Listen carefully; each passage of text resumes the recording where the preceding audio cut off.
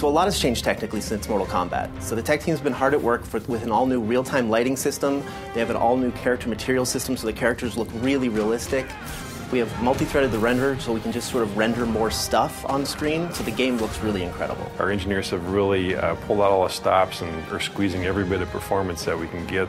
In comic books, the characters are very bold and bright and graphic because you're dealing with hand-drawn imagery, whereas in our game we have the ability to render materials and a lot of details. So what we're trying to do is make these characters feel as if they've stepped off the page. You can see the leather and the metal and the rivets and all the things that make their costumes have dimension and weight in the real world. A lot of the action in Injustice is over the top. We have people grabbing cars and throwing them at people. We have people bouncing off objects all around the arena, and there's nothing more cinematic in the game than our super moves. Our super moves are these really big kind of blockbustery events that would probably blow out the budget on a summer blockbuster. So our mantra for this game has always been, this is the big blockbuster summer movie that you've always wanted to see with superheroes. The environment choice in Injustice is just as important as the character choice. We have several interactable zones spread out among each one of the environments, and they're not cookie cutter. They're not placed in the exact same place for each environment. So depending on your style of gameplay, you're going to want to pick an environment that kind of eases towards your style of gameplay. We have multiple levels on many of the arenas as well, and every time you play the game, it's going to be a little bit different. The button layout has changed in Injustice from Mortal Kombat. First, we got rid of the block button. You now hold back to block for all attacks. Also, 3 attack buttons, light, medium, and hard. So the additional button we call the character trait button, and that's a specific attack designed to showcase each character. So in the case of Nightwing, he uses the button to switch between his Kali stance using Kali sticks and his staff stance where he uses a staff, and there's completely different attacks.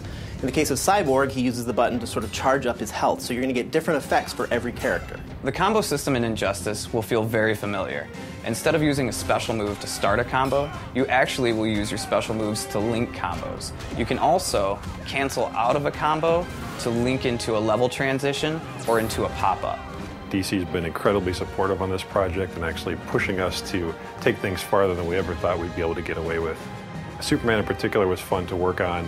We had a lot of freedom with trying things as far as materials and adding little armor bits and playing with the way that his logo ties into his cape, things like that, which normally you'd think you wouldn't have the freedom to play with such an iconic character, but DC was very supportive the whole way. The coolest thing about working on Injustice is obviously learning a lot more about the DC lore.